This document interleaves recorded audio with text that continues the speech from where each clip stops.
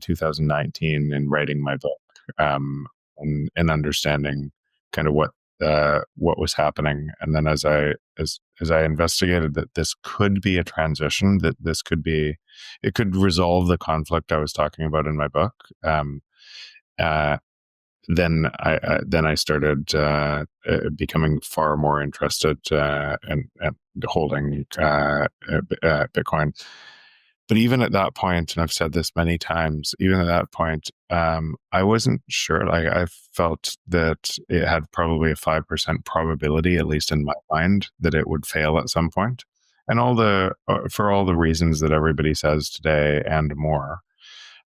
But my primary reason was this.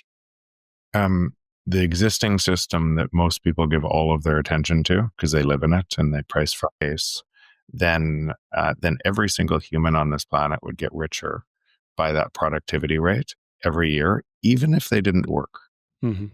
Right, so they would just get richer. The natural state of a free market is deflation, and everyone would get richer by that productivity rate every year. That's but the existing system has to capture that productivity, because if you allowed deflation from it, the existing credit system would completely collapse. So it has to continually manipulate money at a faster and faster rate, actually offsetting the productivity rate, which concentrates wealth into very few hands, very few businesses. Then government, essentially government spending becomes everything. As it's not a free market at all. It's what ends up happening at the end of days on that, where it has to get taken back through either government, changing government, taking it, extracting it, or a revolution taking it back. All of the people playing that game are playing prisoner's dilemma inside a system, and they think, and so a lot of people think they're winning or trying to win enough to be able to protect their families, and well, underlying that entire structure, they're losing. So how do you get there?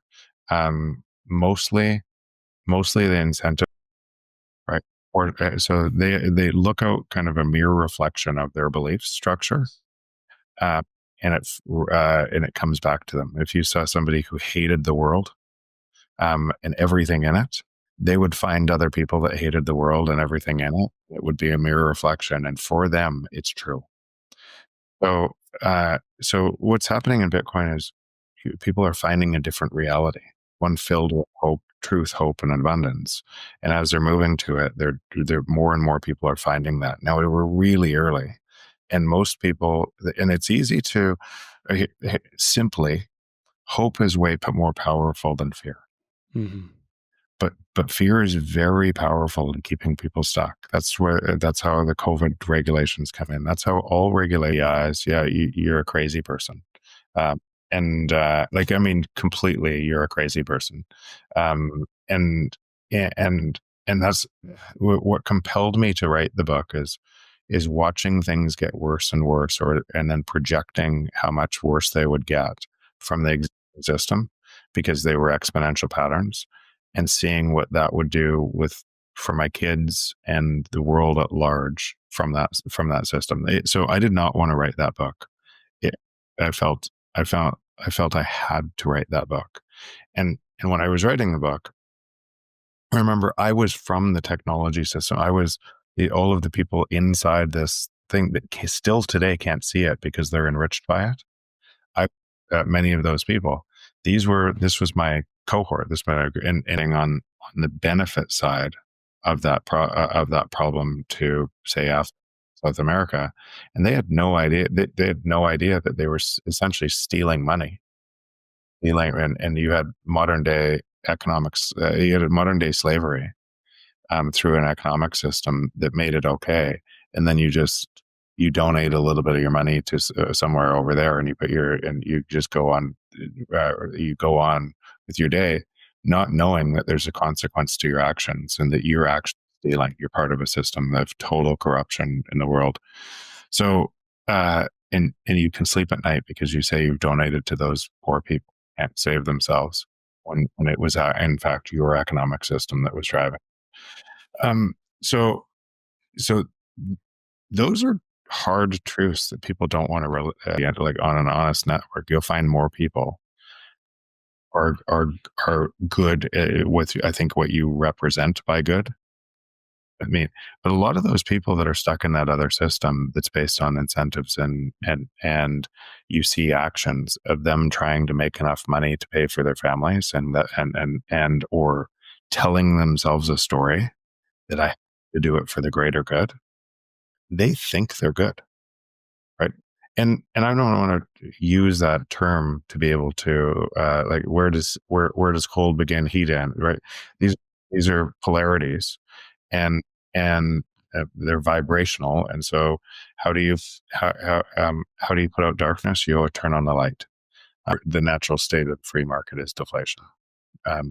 Create value for other people. And if we don't create value, if you're a CEO of a company or working for a company trying to create value and it doesn't create value, it fails. Why? Because as the purchaser of that value, you're constantly comparing what gives you more value. So if those two things are true, you know that the free market has to be deflationary. And then we trade with people all over the world to get more value. And if you add technology to that, it has to be exponentially deflationary. It has to ride at the same rate the technology moves. And that technology will move faster as just the trend line of technology. I look at it as a protocol bounded by energy. And so in that protocol bounded by energy, at least what we're talking about right now, Bitcoin kind of layer one, not lightning or anything else, but protocols come in layers, and that this is bounded by energy and creates energy abundance by its very nature. Means it doesn't care if you want to price Bitcoin from your piece of paper, right? It doesn't care.